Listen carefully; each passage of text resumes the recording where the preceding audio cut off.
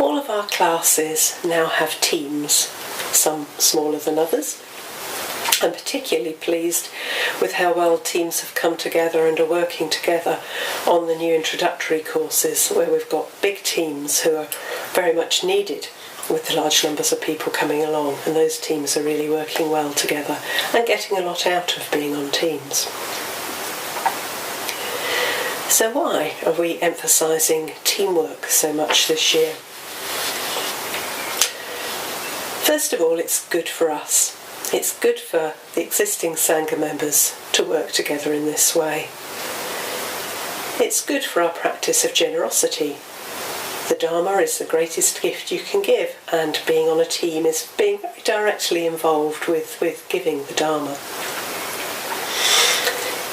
It's good for us too because it allows us to make new connections with new people or to deepen existing friendships. Working on a team alongside a friend lets you spend more time with them and probably see another side of them to some extent. So it's a good way to deepen friendships, get to know people. It's also a really good way to hear the Dharma, perhaps hear it afresh. It might be some very basic teachings, but it'll sound different because you're different. It'll sound different than the last time you heard it. And with different people teaching on a team, with a larger teaching team, you'll hear a diverse range of voices. So you'll hear it afresh from different people, coming from their own experience of the Dharma. It's also good for us because it can be challenging. We don't always see things the same way. I'm finding this really, quite challenging on some of the teams I'm on. Different team members have different ideas about what we should do and how we should do it. And I find that quite an intense practice, actually, trying to be open and sensitive to other people's point of view, working to maintain communication and harmony without caving in and giving up on my own point of view, which is my habitual way of dealing with conflict.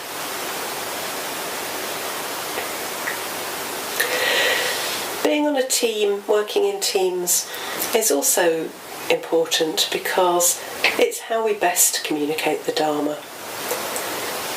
I really believe the Dharma is caught, not taught. You can come across the Dharma easily these days. There's masses of books out there, masses of stuff on the internet. It's readily available, but that's not the same as learning from other people. And for the Dharma to catch the Dharma, I think you need to see a range of people who are really living a Dharma life. You need to learn from practitioners about their experience of the Dharma. So it's good we have big teams because, we can be a range of different people at different levels of experience. So I think, it's important. It's more likely someone will find someone they can relate to if there's a choice of people on a team. This is how the Dharma could look, lots of different ways. So people need to hear our inspiration, our struggles, our solutions, our compromises, how we're living in our ordinary everyday lives. It also means that we're exemplifying Sangha, we're showing Sangha, we're communicating that third jewel very fully if we're there in a team. People pick up on it. They pick up on the connections between us, the way we communicate with each other. They can tell there's something different going on, that the Sangha is different when they see us working together.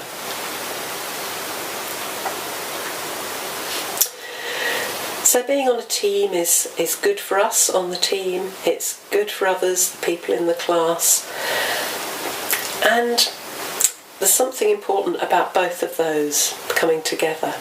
There's something about gaining so much from giving the Dharma, which is, I believe, a glimpse of the bodhicitta.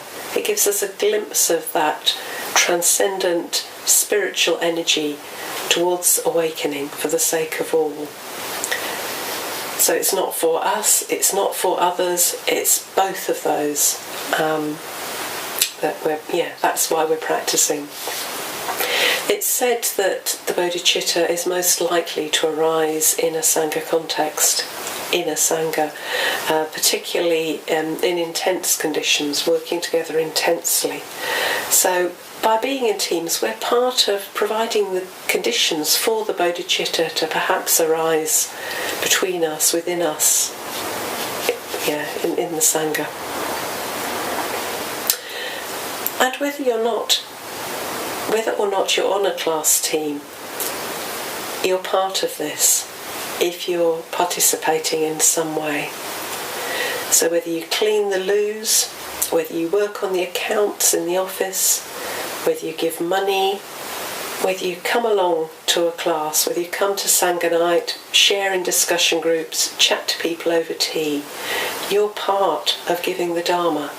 So you're participating in this bodhisattva activity, this altruistic activity of us all influencing each other to give the Dharma to Bristol.